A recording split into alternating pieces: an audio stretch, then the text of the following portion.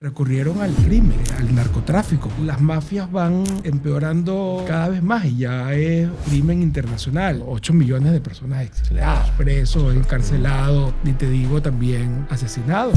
Vamos a hablar con Antonio Cánova, profesor del posgrado de Derecho Público de la Universidad Francisco Marroquín y también promotor liberal de los derechos humanos en Venezuela. ¿Por qué tiene tanto poder Cuba? Yo creo que Chávez era un instrumento de Cuba y Cuba sigue todavía con el control de Venezuela. Había una mayoría social de venezolanos que sí apoyaba el chavismo. Las elecciones nunca fueron elecciones limpias, te estoy hablando de las de 2006, y acabó con una hiperinflación enorme, pero de millones. De esas mafias es que tenemos que salir. O sea, si tú tuvieras que apostar por un país liberal a futuro, yo le apostaría a Venezuela.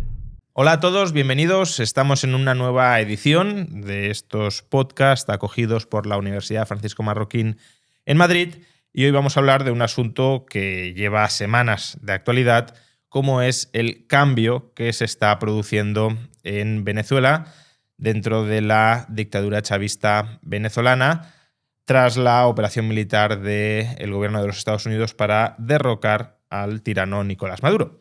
Y vamos a hablar sobre esta cuestión, sobre cómo ha llegado Venezuela, cómo se ha podrido la situación en Venezuela hasta llegar a esta situación, con Antonio Cánova, profesor del posgrado de Derecho Público de la Universidad Francisco Marroquín y también promotor liberal de los derechos humanos en Venezuela, además de venezolano. ¿Qué tal? Qué honor estar acá, Juan Ramón. Gracias por la invitación. Y bueno, creo que sí, tenemos para hablar sobre Venezuela y de ahí sacar unas buenas conclusiones. Yo creo que hacerlo además desde la teoría libertaria puede ayudar mucho. Ojalá, porque estamos en un momento de cambio y ojalá sea un cambio a mejor. Y tanto para explicar lo ocurrido como para, bueno, arriesgarnos a hablar de lo que puede ocurrir, esta visión es muy útil. Así que estoy encantado. Tu pregunta y yo te voy respondiendo. Bueno. Te daré opiniones y intentaré basarme en investigaciones, en evidencias, en datos, para que quede más claro. El placer es mío, Antonio. Lo primero que te quería preguntar es, echando bastante la vista atrás, ¿cuál era la situación de la Venezuela prechavista? Y eso ya es un periodo también potencialmente muy amplio, ¿no? Lo digo porque la narrativa que nos está llegando ahora, que es una narrativa con la que el chavismo no está de acuerdo, y por eso quería tu visión matizada, es que Venezuela, antes del chavismo, pues era un país más o menos próspero, más o menos occidentalizado. Se dice que era uno de los países más ricos de Hispanoamérica. Pero claro, uno pensaría, si las cosas estaban tan bien, que tampoco estaban tan bien, porque la inflación ya era altísima en finales de los 80, principios de los 90, ¿por qué llegó Chávez al poder? ¿No? Entonces, algo tenía que haber ahí que arrastrara, por desgracia, a la población a apoyar a Hugo Chávez. ¿Cuál era la situación de Venezuela antes de Chávez? Yo diría que es la degeneración irremediable, natural del Estado social, de la socialdemocracia.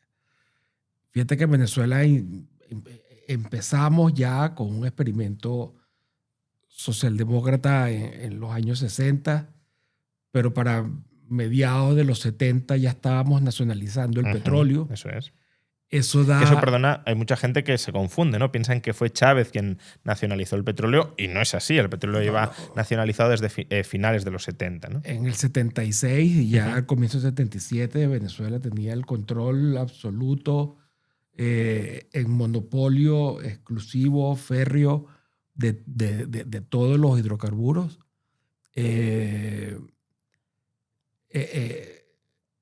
Bueno, ya ahí comienza el control claramente de el gobierno sobre la economía y la vida de las personas. Obviamente que, bueno, esa bonanza petrolera, en especial de los primeros años, y se hace mucho. Fíjate que es a finales de los años 70 que por primera vez en la historia de Venezuela un gobierno entrega el poder al otro sin violencia. Ujú. Es decir, hay una transición de un gobierno, de un grupo político a otro por la paz. Se podría hablar ya de una democracia civil, una democracia, bueno, pactada por un amplísimo grupo en la población. Pero, bueno, el intervencionismo cada vez mayor, el pueblo, la gente dependía cada vez más de el Estado, con lo que eso, bueno, va creando los problemas económicos que los liberales fácilmente podemos detectar, hiperregulación en todos los aspectos. Te pongo un ejemplo. En los años 80, tú has comido arepas, ¿no? Ujú. Ok, en los años 80 había una regulación del Ministerio, creo que era de Fomento, que obligaba a cualquier restaurante, bar, fuente de soda local, que vendiera una arepa, que tenía que hacerlas de 130 gramos. Estamos hablando de los años 80. Ujú. Que la tostada, que vas a rellenar luego con Sí. carne, con queso, tenía que tener 130 gramos. ¿Por qué? Porque, bueno, habías controlado los precios Claro. de la harina, de maíz. Había entonces que, bueno, un control lleva al otro y lleva al otro. Sí, para evitar que el control de precios se burlara deteriorando la calidad, ¿no? Entonces, bueno, lo que dice Mises es de que un control genera otro control. Un Claro. control. Entonces, en esa situación, bueno, se comienza a crear, bueno, ya sabemos, primero problemas, por un lado, desde el punto de vista económico, se ven las injusticias abiertamente, la corrupción se convierte también en un elemento importantísimo. Estamos hablando de los años 80, 90. La industria petrolera nacionalizada, que al comienzo sigue, bueno, del impulso de las empresas privadas que fueron expropiadas, comienza ya a producir menos. Claro. El número de empleados que trabajaban en la industria petrolera pasó algo así como de 20,000 a 100,000 personas en cuestión de un lustro. Lo que tienen las empresas públicas, ¿no? Es el problema de las empresas públicas. Además de eso, si bien se pacta que PDVSA y las empresas petroleras tengan independencia frente al poder político, bueno, eso va erosionándose poco a poco. Te doy un dato. Bueno, o dos. Ya para comienzos de los 90 se comienzan a hacer cambios para liberalizar de alguna forma el país, cambios que son totalmente truncados porque los mismos grupos ya instalados, mercantilistas, se oponen. Se liberaliza en algún aspecto la exploración y la explotación de hidrocarburos. Pero bueno, son cambios que se hacen a medias, y el dato es Venezuela para el año 95 en los índices de libertad económica era, después de Cuba, el menos libre, con lo que estamos con un gobierno que maneja la economía del país, pero bueno, dominar a la economía del país es también dominar a las personas, con lo que cuando Chávez llega al poder después de 2 golpes de Estado fallidos, bueno, se consigue una sociedad que está, bueno, pasando los problemas, las dudas de esta degeneración de la socialdemocracia que venía Claro, esto es de las interesante. décadas anteriores. Es interesante porque yo creo que la narrativa que nos llega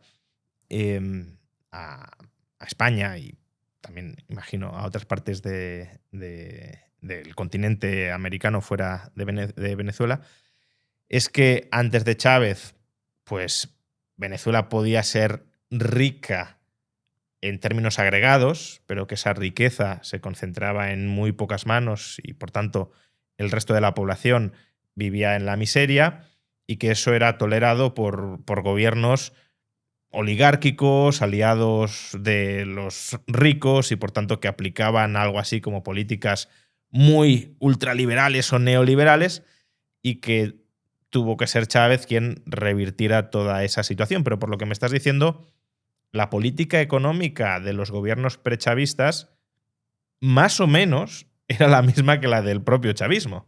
Fíjate que en Venezuela tenemos a un autor, a un pensador del cual en especial los liberales estamos muy, muy orgullosos, que es Carlos Rangel. Uh-huh.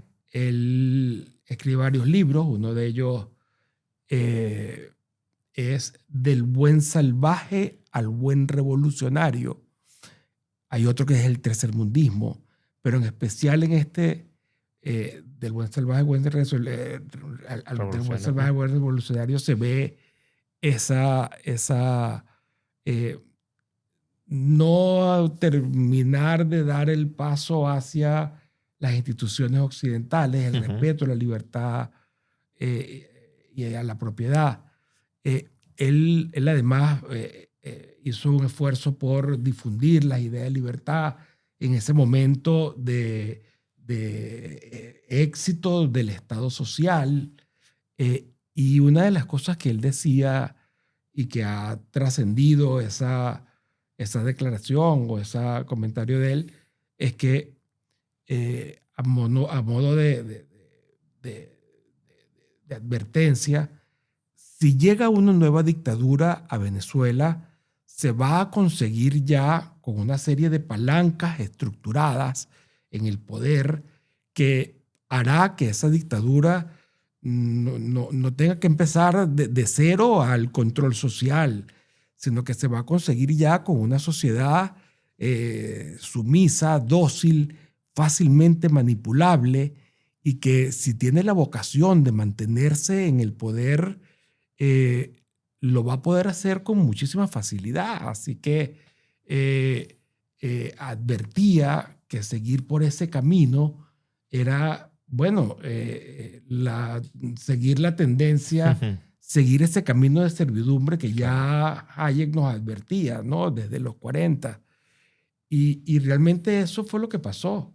Los malos se ponen a la cabeza, ¿no? El capítulo 10 de ese libro. Y bueno, ya para el año 98, cuando Chávez gana las elecciones, bueno, fue el que abiertamente, sin pudor alguno, ya presentaba, bueno,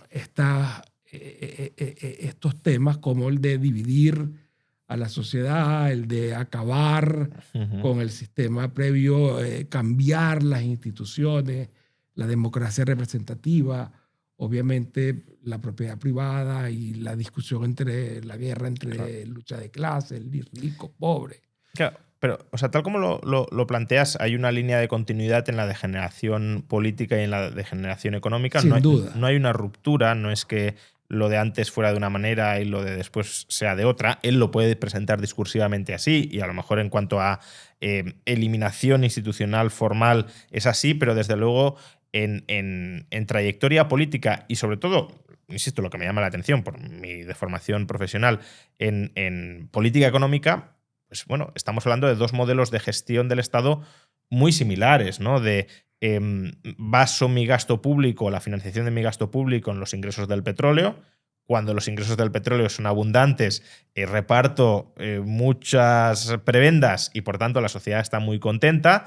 Cuando los ingresos del petróleo empiezan a caer, como cayeron en los años 80 o como cayeron al principio de la presidencia de Chávez y luego ya la década pasada, pues empieza el descontento social, empieza la inflación, reaccionamos con controles de precios en lugar de con ajustes del gasto para combatir esa inflación, no facilitamos la emergencia de otros sectores productivos distintos del petróleo porque somos una economía de monocultivo y poco más, ¿no? Entonces ese es el modelo económico previo al chavismo. Y es el modelo económico del chavismo, solo que, de la misma manera que políticamente el chavismo exacerba pues, el autoritarismo que ya estaba latente previamente, también exacerba lo peor de ese modelo económico que ya se encontraba antes del chavismo. Pero ahí la cuestión que me genera cierta duda o desconocimiento es si Chávez representaba una línea de continuidad en última instancia en lo político y en lo económico, ¿por qué una mayoría de la sociedad venezolana apoyó a Chávez y lo que representaba? Es decir, ¿por qué Chávez llega al poder si realmente no traía nada nuevo? Pero eso es lo que hacen los populistas al final, ¿no? Ya llegar a un nivel de hacer promesas todavía Más disparatadas. más ¿no? disparatadas. En parte es eso. Pero yo, y viéndolo ya en retrospectiva también, creo que había un plan claramente del grupo de Chávez al momento de tomar el poder y de aprovecharse, bueno, de la degeneración del sistema que venía otro, porque son nuevos actores que antes habían estado relegados. Muchos venían más bien de hacer guerra de guerrilla, o sea, de intentar por la fuerza tomar el poder. Chávez intentó 2 golpes de Estado, o sea, ahí hay un factor o hay varios factores. Uno de ellos es que apenas Chávez llega al poder, incluso antes, ya le está planteando primero que se va a mantener en el poder, que no va a entregar el poder, una división de la propiedad, de la sociedad en el sentido de estos son los que nos han robado, los que nos han llevado acá, y el pobre pueblo, por otro lado, es el que ha sufrido. Yo creo que la incorporación, además de Chávez y de sus seguidores en el grupo dirigido por los cubanos, también fue importante. Tenían un programa claramente que apenas toman el poder, lo ponen en práctica. O sea, por ejemplo, Chávez jura cuando recibe el mando y la banda de presidente, hablando de una moribunda constitución, Sí. porque su proyecto era hacer una reforma constitucional que implementó de manera prácticamente inmediata. Esa reforma institucional además venía acompañada de una discusión sobre si esa nueva constituyente tenía poderes originarios o no, y como poderes originarios era que podía hacer absolutamente todo, no solamente hacer una nueva constitución. De hecho, la figura de la Asamblea Constituyente no estaba prevista en la constitución previa del año 1961, con lo que ya allí hay una ruptura de los límites que ponía el derecho constitucional, lo que demuestra, bueno, que el derecho constitucional funciona sí, claro, en momentos de normalidad, pero cuando hay etapas de excepcionalidad, ¿no? Ahí claro, el derecho constitucional es termina siendo más bien un problema incluso. Entonces, esta nueva constituyente permite que además es manipulada, porque Chávez gana las elecciones siendo una minoría del 30% de los votantes, aunque era la más grande de la... Lo mismo que Salvador Allende en Chile décadas antes, ¿no? Pero luego cuando va a ser la constituyente se queda con el 90 y tanto por ciento de los constituyentistas, de las personas que... Porque logra, bueno, primero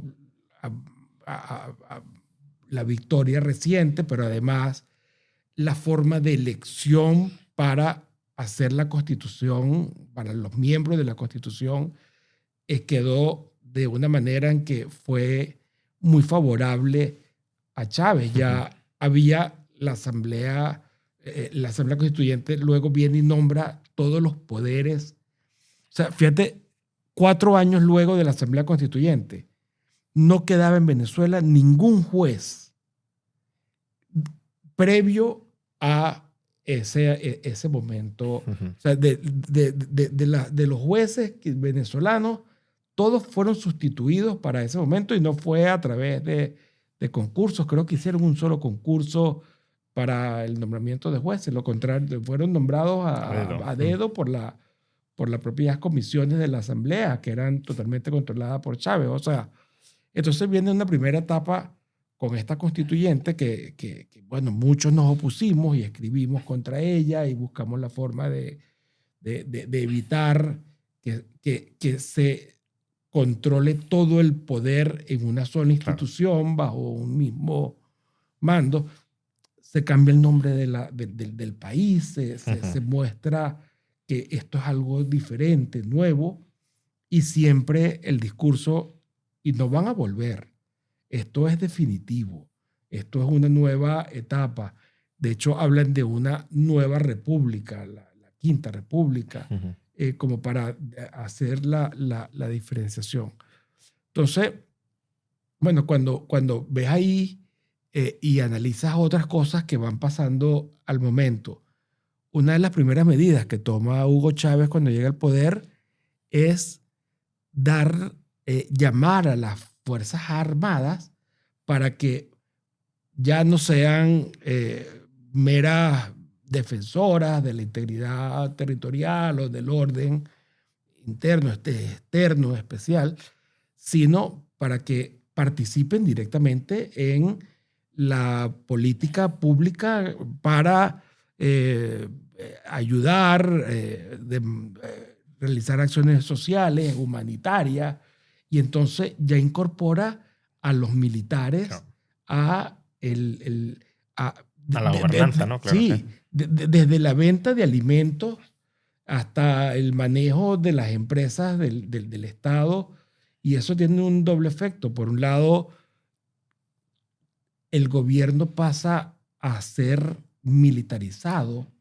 El 50-60% de los ministros y de los funcionarios son militares, pero por el otro lado tienes que acabas con la esencia del poder militar, ya lo conviertes en un actor político, le das además posibilidades para que voten en las elecciones, cosa que no podían hacer previamente, ya lo conviertes en una parte de la diatriba política como tal, le das recursos sin controles. De hecho, el Plan Bolívar 2000, que empieza semanas luego de que Chávez llega al poder, a los 3 o 4 años, en el 2002-2003, se cierra por todas las evidencias, denuncias de corrupción generalizada entre los militares venezolanos. Allí ya, o sea, se quiebra esa institución, de la misma forma que a través de la constituyente acabaste con un poder judicial, acabaste con todas las otras. Y si a eso le sumamos, ya no desde el punto de vista institucional, militar, si a eso le sumas además lo que haces en la economía, comienzas a tomar ahora sí todavía un mayor control de la economía. Para el 2001-2002 ya Chávez tenía decretos, leyes que le permitían, le habilitaban para ser el director económico del que habla Hayek en Camino de Servidumbre. Hace falta un mandamás en lo económico. Ya tú no puedes dejarle a la asamblea la discusión, por más que la asamblea la manejara el chavismo para ese momento. Desde el punto de vista social, sigues tomando primero el control de toda la parte comunicacional, lo que ellos llamaron desde el inicio la necesidad de que el gobierno tuviera una hegemonía comunicacional. Esas son las palabras utilizadas. Uh-huh. O sea, hegemonía comunicacional. Estamos hablando de los comienzos de los años 2000, pero al día de hoy, o por lo menos hasta hace muy poco, de enero, X, las redes sociales están bloqueadas en Venezuela. Ahora parece que la están abriendo porque ya es parte de una imposición, pero tener el control de todas las televisoras, los medios de comunicación, la prensa, es una de las cosas que van haciendo y bueno, fíjate lo que eso genera desde el punto de vista social, que es la división de la sociedad venezolana y eso se ve claramente que es algo hecho de manera deliberada.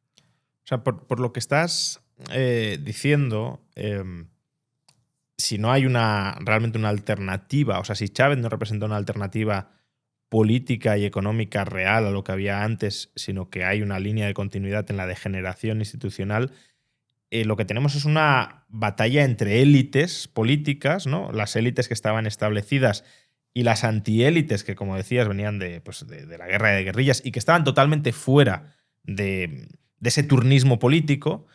Y esa guerra, como todo buen populista, las nuevas élites emergentes que quieren tomar el control del Estado se arrogan la representatividad del auténtico pueblo frente a las otras élites que son representantes de las minorías oligárquicas, y con esa excusa, digamos, hacen una tabla rasa total al sistema previo manejado por las antiguas élites para ser ellas además las que tengan un control absoluto sobre esas nuevas instituciones y sobre la evolución de esas nuevas instituciones. Y tan grande es el control que, bueno, pues caemos en lo que Hayek llama en Camino de Servidumbre, pues ese avance hacia el totalitarismo, hacia el control social y económico de la vida en Venezuela. Pero por avanzar en la línea temporal, siendo eso así, ¿cómo interpretas tú el fallido golpe de Estado de 2002 que experimenta Chávez? ¿Fue como un último intento de resistencia de las viejas élites frente a la toma de control absoluta del chavismo, o qué pasó ahí?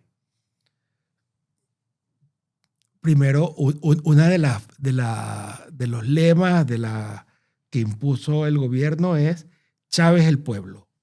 Eso como para eso ratificar es el esquema populista básico, claro. Exacto.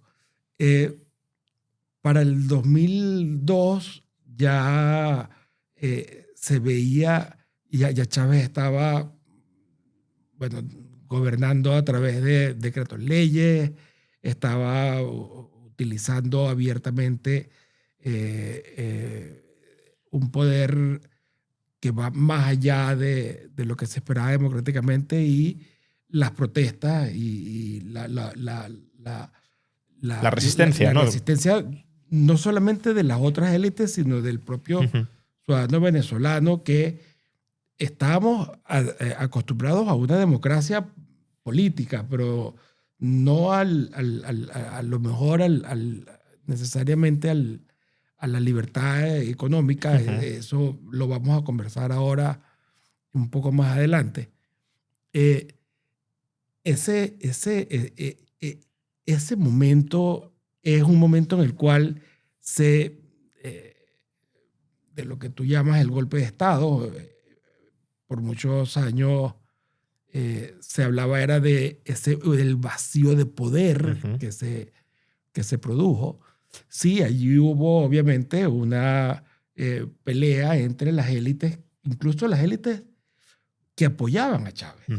Ahí sale un actor fundamental que fue un político que se llamaba Luis Michelena, que manejaba en buena medida y apoyó a Chávez.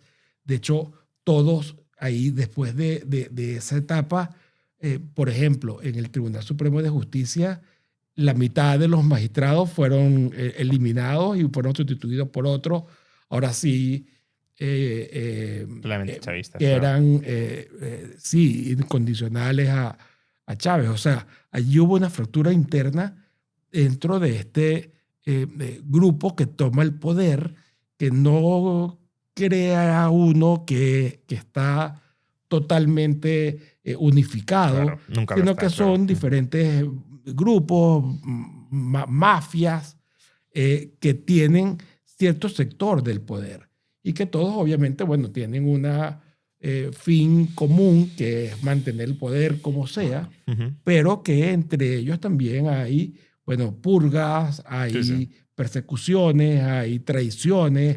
Hay más élites que puestos que ocupar, ¿no? Entonces es el Exactamente, problema de sí. la sobreproducción de élites. Y, y, y, y fíjate, allí, si bien ya se ve claramente, Chávez todavía no se ha declarado que es socialista. Ujú.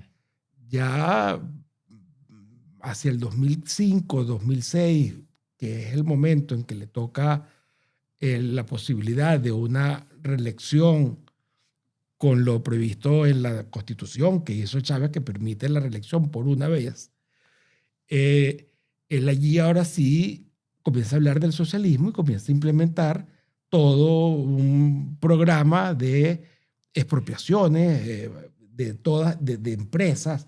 O sea, la expropiación como institución no funciona, no sirve para que el Estado se tome una empresa, Ujú. sino es para que agarre unos bienes y construya Claro. una carretera o una obra de obra. Bueno, se utilizan las expropiaciones es para apoderarse de las empresas. Y mira, para el 2009, con un grupo de alumnos míos, ahora profesores, yo hice una investigación sobre todas estas medidas. Se llama expropiaciones o vías de hecho, con una interrogación.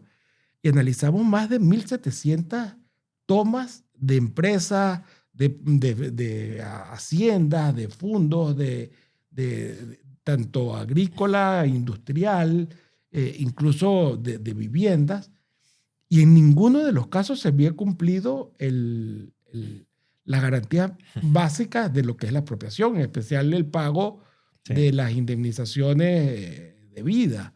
O sea, este control ya total y despojo, expoliación masiva, generalizada de la sociedad, comienza allí en ese momento en el que ya, luego de esta etapa de inestabilidad, Claro. Chávez, bueno, reforma, toma el control total. Hay un evento que se me está pasando y que es importante, Juan Ramón, a tomar en cuenta. Luego de esta etapa del golpe, del vacío de poder, Ujú. viene el control de divisas. El control de precios ya se estabiliza. El control de divisas tiene algo que tiene un efecto devastador, que es, vas a dar unas divisas a un precio muy por debajo del de mercado. ¿A quién se las das? Ujú. Y uno de los casos de corrupción más grande en la historia de la humanidad ha sido el manejo en este momento de bonanza de ese control de divisas.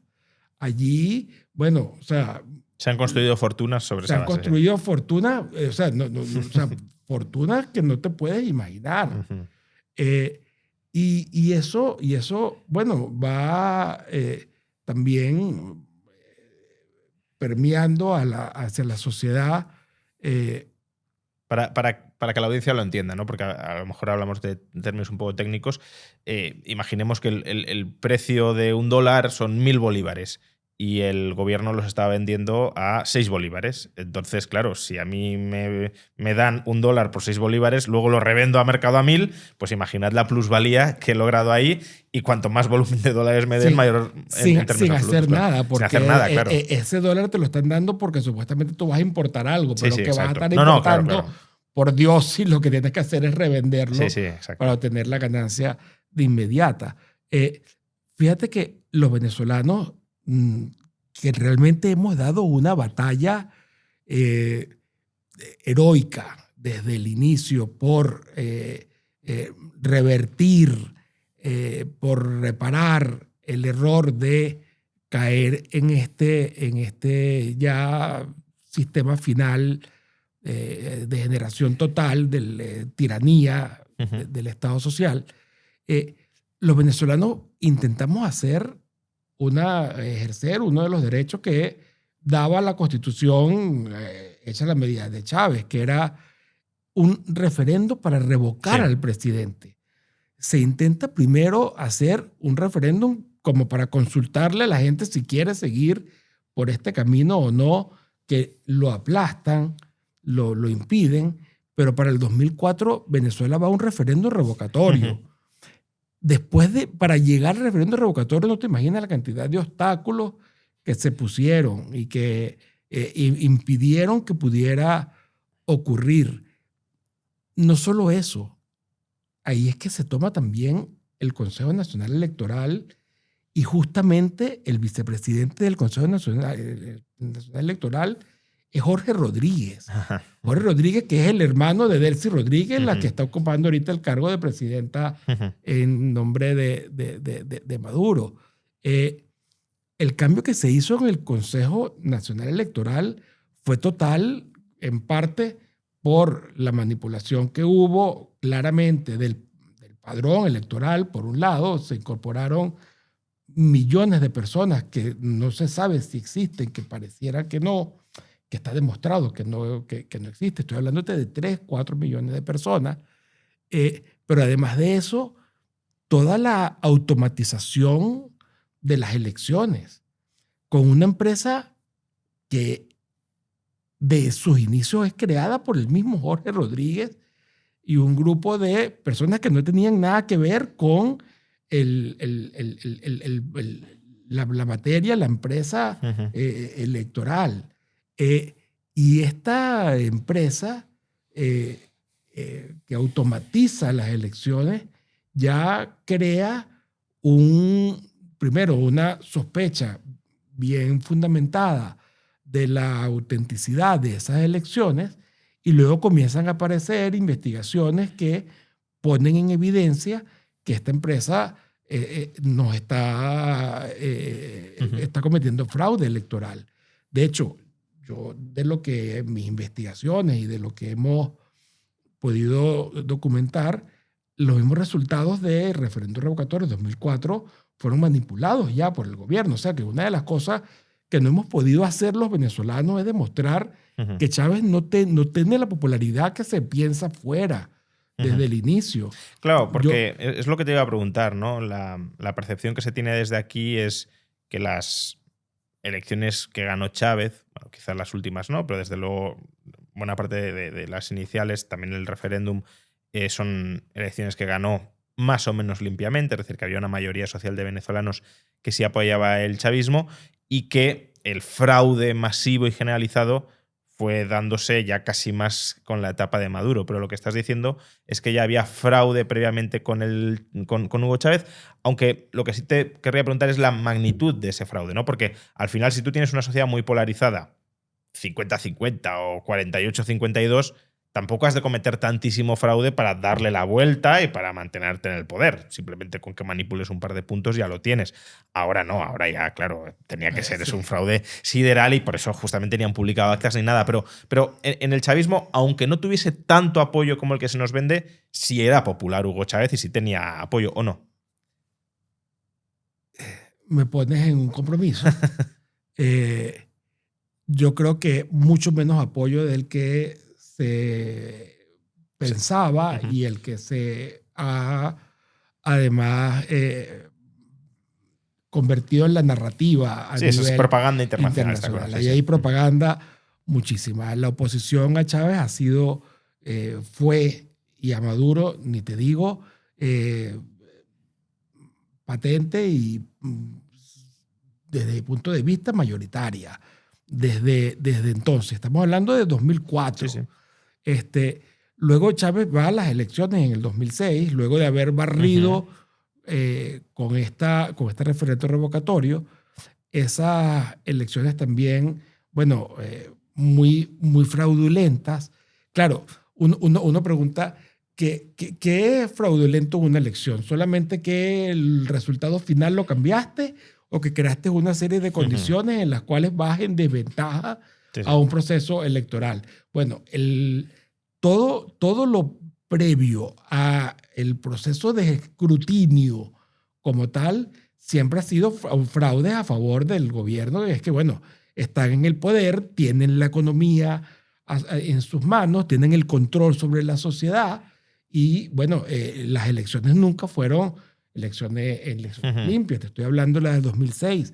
Pero lo primero que quiere hacer Chávez dentro de su planteamiento de no entregar el poder es quitarse ese freno que se puso en la propia Constitución del 99 de no poder ser reelegido.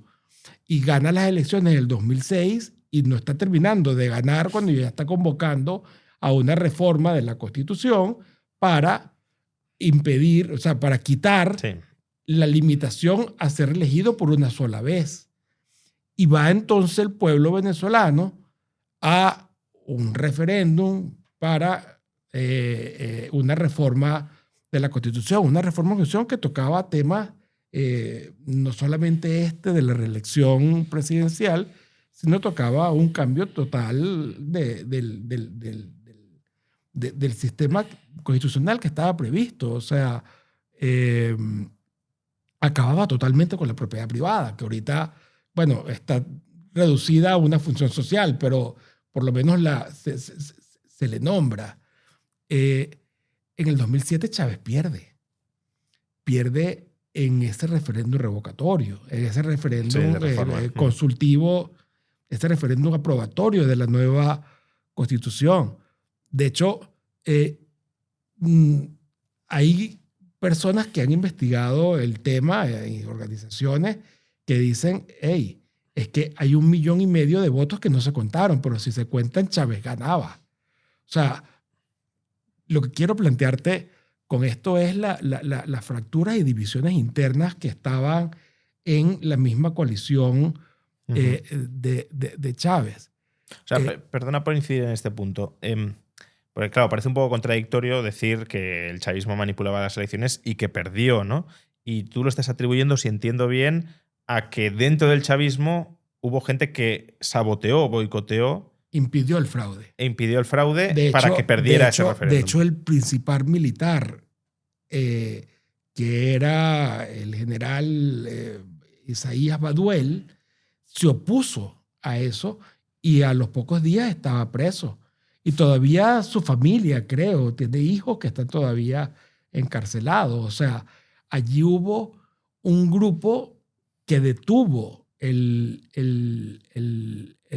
fraude de Chávez. Pero, bueno, igualito, en el 2009 convocó ahora, aun cuando su propia Constitución prohíbe que sobre un tema que ya sometiste a referéndum para cambiar la Constitución, vuelvas a plantearlo en el mismo periodo.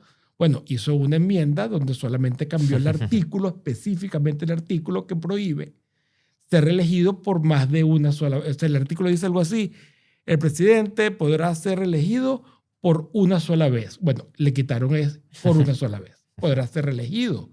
Y sus instituciones, su sala constitucional, Tribunal Supremo, termina diciendo previamente a esto, que es un patrón del cual ya también te voy a contar, utilizar el Poder Judicial para legitimar de antemano las arbitrariedades del gobierno. Había dicho que lo más democrático que había era que si un pueblo quiere a un presidente que se mantenga en el poder, que bueno, que no podía venir ninguna constitución a ponerle un obstáculo, un límite a ese deseo soberano del pueblo. O sea, todo esto es lo que hemos estado viviendo los venezolanos, y cada uno de estos violaciones, arbitrariedades, han tenido no solamente una oposición, sino también ha quedado todo documentado, hay informes.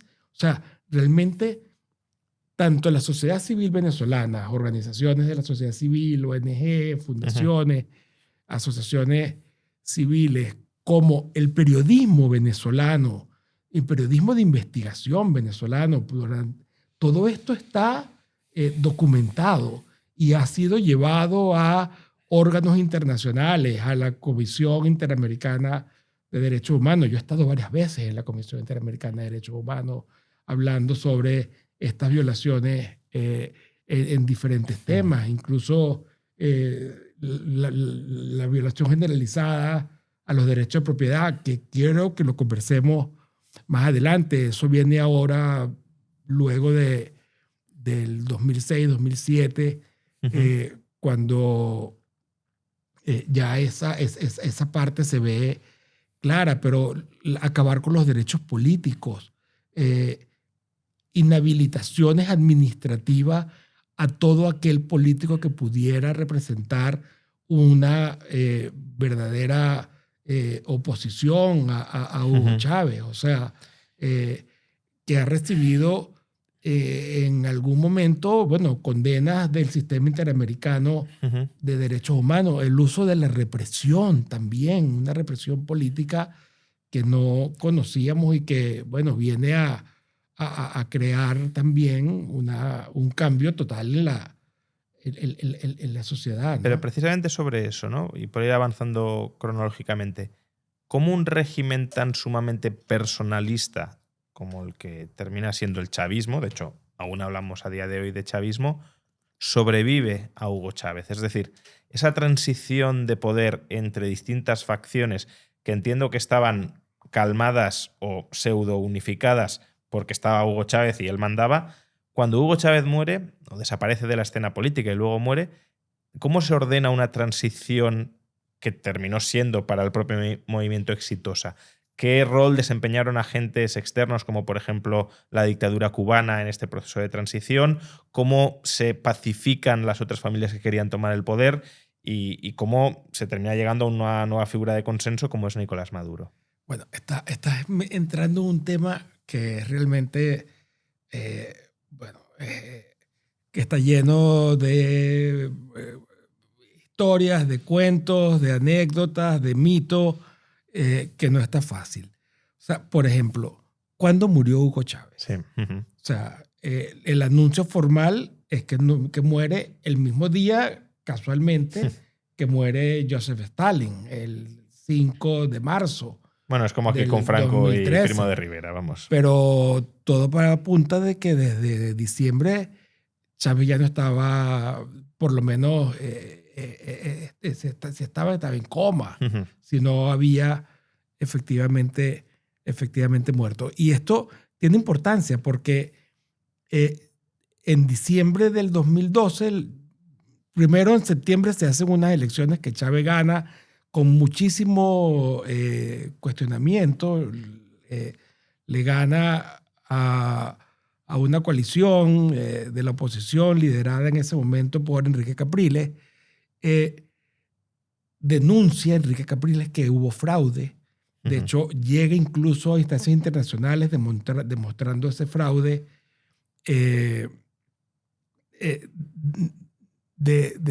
Frente a Chávez, no, mentira, ahí me equivoqué. Es que Chávez, ganando esas elecciones y siendo reconocido por Enrique Capriles como el triunfador, no por toda la oposición, Chávez anuncia que está enfermo y dice que su sucesor va a ser Nicolás Maduro, que había sido su canciller.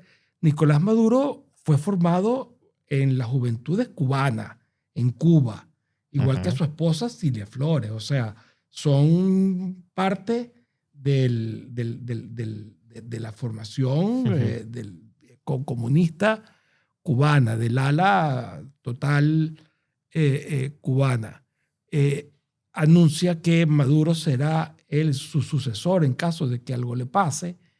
Se va a Cuba a que lo operen, ahí ya nunca regresa, por lo menos vivo, y se mantiene una etapa, un proceso, hasta que se anuncia en marzo que Nicolás Maduro ya, incluso hay decretos firmados por Chávez que seguramente no Sí. firmó él, que le dan el poder a Nicolás Maduro. Nicolás Maduro va a esas elecciones que la Constitución dice que si el presidente recién elegido al Sí. año, 2 años, las elecciones tienen que ser en 30 días. Ellos se preparan para ir a unas elecciones que la hacen la fecha del golpe de Chávez del 2002. Convocan las elecciones en abril, que también va contra Enrique Capriles, que ahí es donde Capriles sí demuestra que Maduro cometió fraude en el escrutinio de los votos, no en todo lo que ya había. O sea, fue a una campaña electoral siendo presidente sin tener que serlo. ¿Cómo se mantuvo que después de ese liderazgo tan personalista de Chávez estemos todavía con la misma coalición gobernando? Bueno, es una buena pregunta. Yo creo que es que Chávez era un instrumento de Cuba, y Cuba sigue todavía con el control de Venezuela. Por más que haya diferentes facciones que han tenido que, bueno, aceptar o lidiar con el tutelaje cubano. Esa es una teoría, una conjetura que se escucha mucho, ¿no? Que Cuba es la que realmente gobierna Venezuela. Pero ¿por qué? Es decir, ¿por qué tiene tanto poder Cuba, que al fin y al cabo es una isla pobre, muy pobre, sin recursos que ofrecer, sin bienes que ofrecer, sin capacidad ni siquiera militar? Sí, en cuanto a servicios de inteligencia, servicios represivos, pero tampoco tiene capacidad militar actualizada. ¿Cómo puede ser que gobierne a un país tan poblado, tan rico y además con tantos intereses de expolio propio por la clase dirigente como es Venezuela? Yo creo que es por una cuestión ideológica totalmente. Son comunistas, Maduro, Cilia y los que han tenido el poder. Pareciera incomprensible, pero todo apunta a que algo de eso realmente hay. Y de hecho, toda la política del presidente Trump para Latinoamérica tiene en buena medida que ver con esto. O sea, hubo siguiendo en esa degeneración del sistema venezolano, en el cual, bueno, ya se convierte, que desde el inicio lo fue, en un enemigo de los Estados Unidos y en un más bien aliado de las fuerzas antioccidentales. Allí en Latinoamérica, con todo el poder que le da el petróleo, que bastante ha servido para desestabilizar. Uno pensaría que justamente por eso quien es el lado fuerte en esa relación es Venezuela, que es el que tiene el petróleo, el que tiene la población, el que tiene incluso la proyección internacional que había ido perdiendo Cuba, y que Cuba pues es como el resto arqueológico de un pasado revolucionario glorioso, pero que ya no pinta nada. Y bueno, no solo tú, sino mucha otra gente dice que es al revés, ¿no? Que al final el chavismo era pues una especie de gobierno exportado de Cuba. Y hay que decir que puede sonar conspirativo, porque dices, ¿cómo puede ser? Pero cuando las fuerzas estadounidenses van a detener a Nicolás Maduro, toda la guardia de seguridad de Maduro no era venezolana. Es decir, quienes estaban, no sé si protegiendo o vigilando a Nicolás Maduro, eran todos agentes cubanos. Entonces, algo desde luego tiene que haber. Algo hay, y yo creo que los venezolanos estamos claros de eso. Pero si me pides la prueba definitiva, a lo mejor no tengo cómo dártela, pero si me das una oportunidad y me pongo a investigarte, lo consigo. ¿Cómo evoluciona el chavismo con Maduro, ¿no? Porque de la misma manera que hemos dicho que Hugo Chávez era ya una degeneración política y económica de lo que había antes, de la Venezuela prechavista, parece que Nicolás Maduro ya es una degeneración exagerada del propio régimen chavista, tanto en términos de fraude electoral, de represión, conforme va perdiendo el poder, obviamente necesita exacerbar eso, también de dirigismo y de irracionalidad económica en un contexto distinto, claro, con los precios del petróleo muchísimo más bajos y con una producción petrolera hundiéndose, pero es decir, la oposición, por ejemplo, en 2015, si no recuerdo mal, gana las elecciones a la Asamblea y le tiene que montar Maduro una nueva Asamblea Constituyente para inhabilitar la mayoría que tenía la oposición. Es decir, ¿cómo convive, ¿no?, ese régimen autocrático de Maduro, cada vez más represivo, cada vez más pauperizador, cada vez más fraudulento, pero a su vez con una victoria contundentísima de la oposición en esas elecciones legislativas? El petróleo, o sea, se dice, la mejor empresa, bueno, por lo menos hasta ahora, es una empresa petrolera. Ahora, posiblemente si es el gobierno, la mejor empresa es una empresa petrolera mal llevada, ¿no? Uh-huh. Y eso fue lo que ocurrió en buena medida con Petróleos de Venezuela y con toda la exportación de petróleo, que fue tan mal llevada que terminó quebrando. De hecho, Uh-huh. está absoluta Sí. y totalmente quebrada. Posiblemente eso sea la razón por la cual las diferentes facciones aliadas alrededor de Maduro recurrieron al crimen, al narcotráfico, por ejemplo. Uh-huh. Obviamente el contrabando podría haber sido, aunque realmente es el narcotráfico lo que hay. Entonces, las mafias van empeorando cada vez más y ya es un tema de crimen internacional.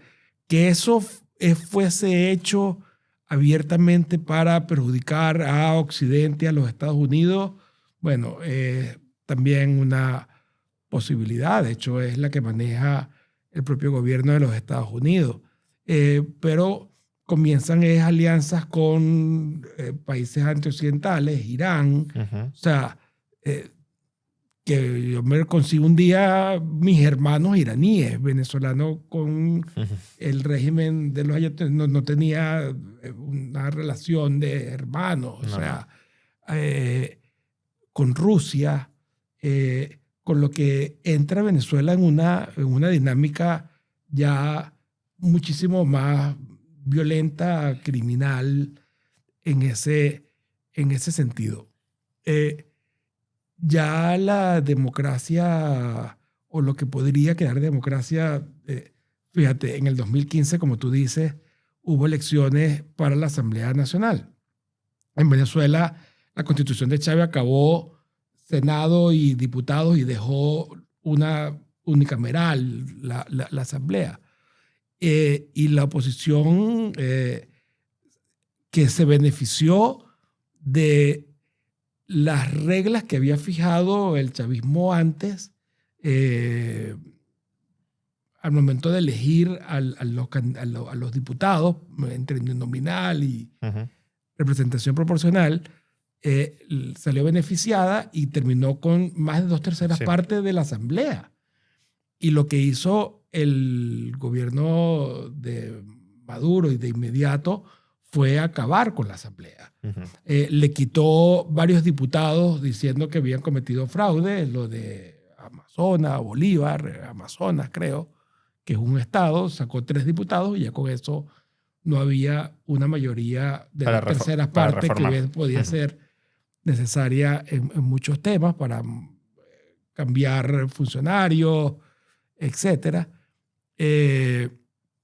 Pero además de eso, la Sala Constitucional que nunca declaraba ninguna decisión a favor de el gobierno, que había anulado alguna ley, comenzó en ese momento a anular todas las leyes de la nueva Asamblea Nacional de la oposición. O sea, uno de los trabajos que yo también con unos alumnos hice, que se llama el TCJ, el Servicio de la Revolución, desde el 2004 al 2013, revisamos 45.000 sentencias, Juan Ramón. sea, 45.000 sentencias de la Sala Político-Administrativa, de la Sala Constitucional, de la Sala Electoral, y en ningún caso había sido anulado alguna ley que interesara al chavismo o había ganado ni siquiera un juicio cualquiera de responsabilidad civil una persona frente al chavismo. Pero en el 2015, con la nueva asamblea, todas las nuevas leyes, acuerdos que saca la asamblea son anuladas, todas. O sea, de hecho, en ese periodo se nombraron, antes de que la nueva asamblea pudiera nombrar a los nuevos magistrados, se nombraron en cuestión de días nuevos magistrados en la... O sea, han sido tantos los atropellos, tantas las arbitrariedades, tantas las violaciones de las reglas básicas. O sea, un patrón que te comentaba. Cada vez que querían hacer algo, van a la sala constitucional, que son, al comienzo eran 5, luego lo pasaron a 7, ahora creo que son 3 magistrados o 5, y ellos deciden previamente a lo que el gobierno quiere hacer. O sea, puedo hacer tal cosa, entonces presentan algo así como una acción de interpretación de la que dice la Constitución. Sí, lo que antes termina, aquí se llamaba cuestión de preconstitucionalidad. O sea, es algo... incluso en aquello era para anular una ley, esto es abstracto, o sea, sí. es antes de que se dicte la ley, interpretativo meramente. Entonces, eso hizo que no pudiera esa asamblea abiertamente contraria a Maduro ejercer. De hecho, hubo manifestaciones, hubo una represión enorme en el 2014, 2015, 2017. O sea, fue algo verdaderamente atroz. Todos los días había un joven manifestante asesinado. O sea, asesinado sea con disparos, sea porque, o sea, fue algo espantoso. Hay novelas, hay películas sobre toda esa época que deberían acudir para ver lo que vivió la sociedad venezolana. Finalmente aplacaron todo con una nueva asamblea constituyente en el 2017, que no hizo ninguna constitución nueva, que lo que hizo fue asumir las competencias, las competencias totales y concentró todo el poder en ese grupo que también... Y además, si no recuerdo mal, en esas elecciones a la Asamblea Constituyente fue cuando ya empezó el fraude masivo a gran escala, inventándose los censos por entero, anulando candidatos, impidiendo votar donde no interesaba que se votara. Es decir, ya fue el caso en el que era evidente, antes podías tener dudas de si han inflado por aquí y por allá, pero ahí era muy claro cómo se había diseñado oficialmente la elección, que ya era un fraude de ley desde el comienzo. Bueno, tan es así que la empresa que crearon desde el 2003 para facilitar todos estos fraudes terminó diciendo ella misma, mira, yo no puedo avalar estas elecciones. Y me salí porque, claro, ya también había invertido y había participado en elecciones en otros países, claro. Incluso en los Estados Unidos, que es una de las cosas que el presidente Trump cuestiona, que es la misma empresa cuyo origen es Smartmatic, la que fue responsable de la buena parte de las elecciones en el 2020, que él atribuye al fraude. O sea, esa constituyente del 2017 sirvió para que todo el poder estuviese en unas únicas manos entre Maduro y otros y acabó totalmente con la oposición. La represión empezó fuerte y viene algo que es un elemento clave y que tú bien lo sabes como economista, acaba con el engranaje social, una hiperinflación enorme. Sí. O sea, del 2017 al 2021, 2022, técnicamente era una hiperinflación, pero de millones. O sea, es algo realmente... que hizo mucho daño a la sociedad, que en algún momento, podría decirse, la envilece, pero que superada también da muchas lecciones, incluso muchas positivas. Los venezolanos, a partir de ese trauma, de esa disminución de su propia personalidad, que es la hiperinflación, entendió que el gobierno era el problema. Entendió que el bolívar, que era el instrumento del gobierno, no valía nada. La dolarización surge espontáneamente. No es que se decretó, eso fue después que se decretó que se aceptaba el uso de cierto Sí, o sea, mucha gente no lo sabe, pero Venezuela hoy está dolarizada de facto. Sí, sí. En algún sector, porque los bancos no pueden utilizar dólares, entonces pero no hay crédito en también Venezuela. Es una economía muy poco bancarizada, entonces, claro. Bueno, pero es que no hay crédito en Sí. Venezuela. O sea, la hiperinflación cambió al venezolano y lo llevó entonces a un tema que yo no quería dejar de plantear y de además reconocerte a ti, Juan Ramón, es que la sociedad venezolana comenzó a entender de economía y la está viendo desde un parámetro, desde una bastante liberal, libertaria. Entonces ya sabe que es el dinero fiat y porque el dinero fiat tiene esos problemas. O sea, la gente se resguarda en el dólar o en todo caso en alguna cripto, en Bitcoin. No está ya fácil que la regulación vaya a resolver. O sea, la gente se opone a un control de precio, al control de divisa. Los jóvenes en especial. Yo que soy profesor de Derecho, además, de Derecho Constitucional, en una universidad que no tiene, la Universidad Católica Andrés Bello, que vamos a decir, socialdemócrata. Yo venía con ideas liberales y siempre tenía muchos alumnos en contra, a favor de los derechos humanos, en especial de los derechos sociales. Pero en el 2022, yo me acuerdo, el primer día de clase, en el salón yo pregunté, ¿quién está de aquí de acuerdo en que el Estado hay que reducirlo?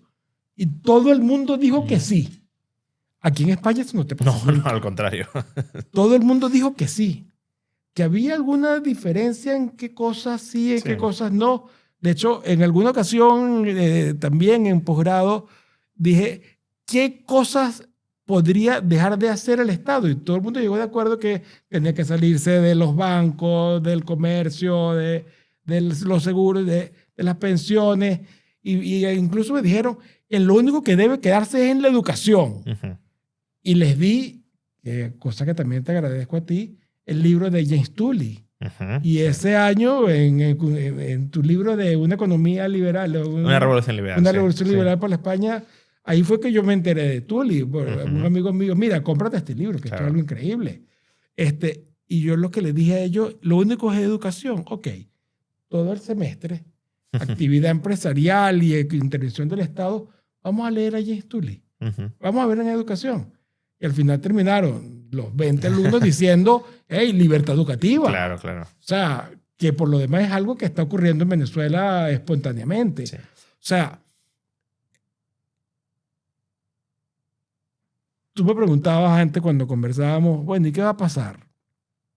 Claro, antes de llegar ahí, que es con lo que querría cerrar la entrevista, sí que me gustaría que evaluaras previamente pues los acontecimientos a partir de 2024, que ya es como la degeneración de la degeneración de la degeneración, donde directamente pues, el régimen convoca unas elecciones, las pacta, por lo que se dice, con agentes internacionales que sean más o menos limpias para pues, no intervenir militarmente en Venezuela, viola ese acuerdo con los agentes internacionales, no publica las actas porque son actas no manipulables que demostraban su derrota y se enroca hasta el punto o hasta el momento en el que el gobierno estadounidense decide derrocarlo, ¿no? ¿Cómo has visto ese proceso y bueno, hasta qué punto el régimen también era consciente de que estaba acabándose, de que ya no le quedaba mucho. Estaba totalmente consciente.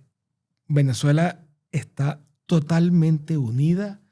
Si le sumas además a toda la gente que está en el exterior, la diáspora, o sea, la proporción es 9 de cada 10 venezolanos no quiere al chavismo, ni mucho menos a Maduro y a este sistema.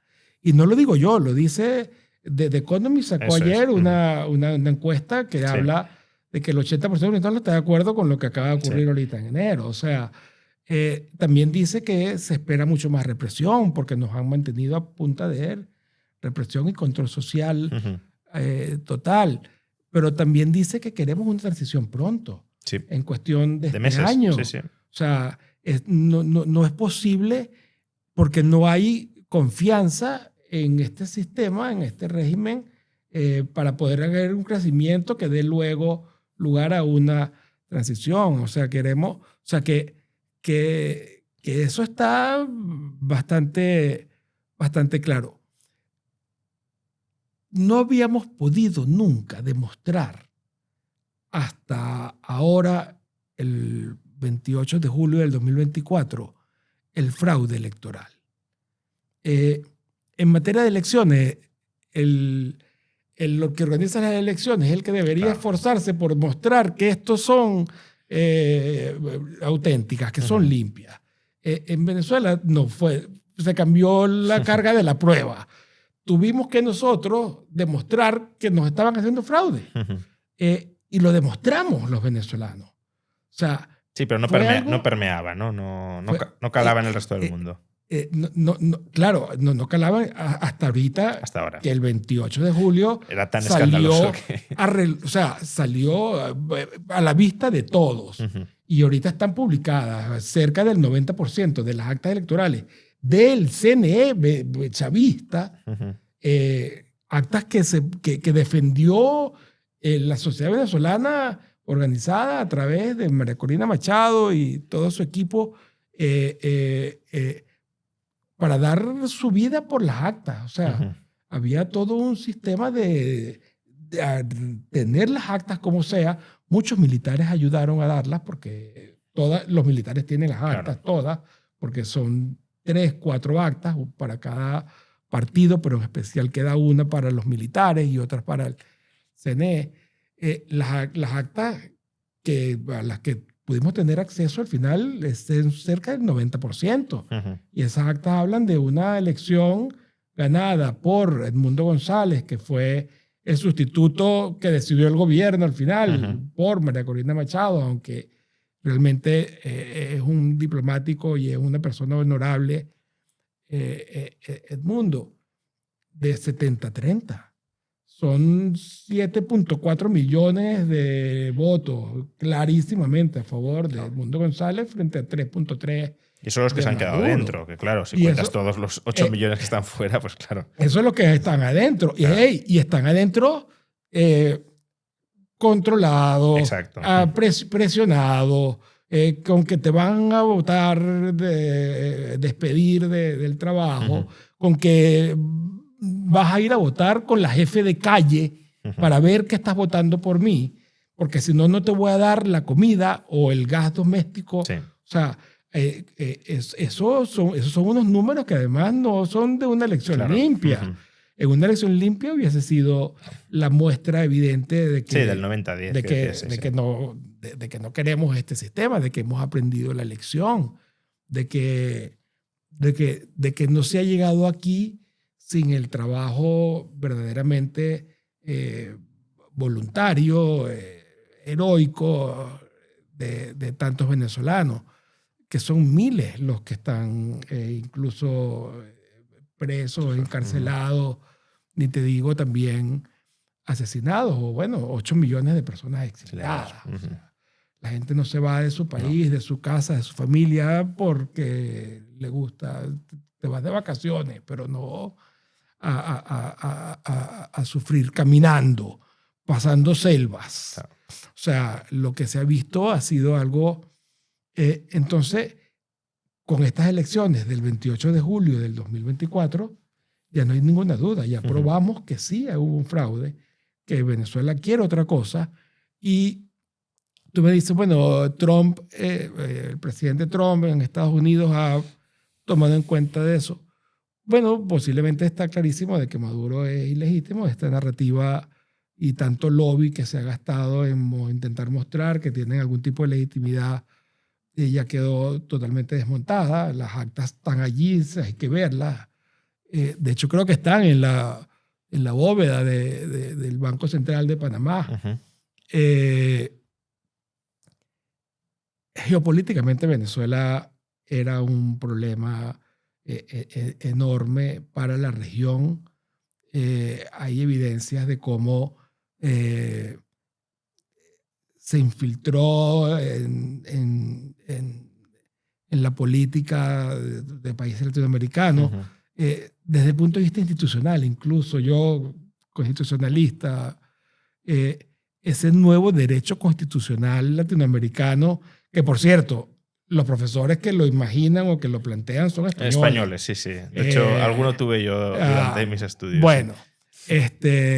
Ese derecho lleno de derechos sociales, competencia del Estado, democracia participativa, radical, no la representativa, esa exportación de Venezuela y prácticamente la mayoría de lo que se entiende por derecho constitucional, por las relaciones básicas fundamentales de Latinoamérica. El sistema interamericano de derechos humanos prácticamente lo ha tomado. O sea, yo creo que ya está claro que Venezuela en este camino era una perturbación importante, antiooccidental totalmente, que el sufrimiento del venezolano está allí, que es evidente, el control social, que los derechos humanos han sido violados de una manera sistemática, generalizada. La Corte Penal Internacional ha hecho un papelón al sustituir a uno y otro fiscal y no terminar de meterse en Venezuela. Desde antes del 2010 hay expedientes bien elaborados de constancia de delitos de lesa humanidad contra una población identificada venezolana, que es toda aquella opuesta a Chávez. A mí me alarma de los medios españoles. Aquí lo que hay es la gente normal progre y la ultraderecha. Esa ultraderecha es un grupo, es una comunidad que, mira, que cabe todo. Hace poco, yo no sé, salieron hablando de que los venezolanos son una caterva de gusanos, sí. Fachas todos. O sea, viven lo que hemos vivido. Y es el mismo discurso divisorio de Chávez al final. Ese es el mismo discurso divisorio de Chávez. Entonces, ¿cómo es la cosa? La democracia y la libertad es muy fácil perderla y ganarla es complicada. Bueno, los venezolanos estamos a punto de ganarla, posiblemente si saliera bien todo. Eso te iba a preguntar ya para terminar esta entrevista, donde hemos hecho un repaso de la historia reciente de Venezuela, de cómo se ha ido empeorando y degenerando todo, pero precisamente para terminar, pues, no sé, esa ventana de oportunidad y por tanto de esperanza que existe ahora mismo. ¿Qué crees que puede pasar, ya no en los próximos meses, sino incluso en los próximos años? ¿Y de qué manera crees que podría reorientarse si es que finalmente se consigue la situación en el país? Bueno, estamos conscientes de que esta es la pregunta más difícil que me puedas hacer, ¿no? Sí, porque es una especulación muy abierta sobre el futuro, está claro. Ok, pero entonces yo me voy a aventurar. En 2 años nos vemos en Venezuela y vas a ser toda una estrella. Bueno, vamos a eso llenar, creo que es lo menos relevante de todo.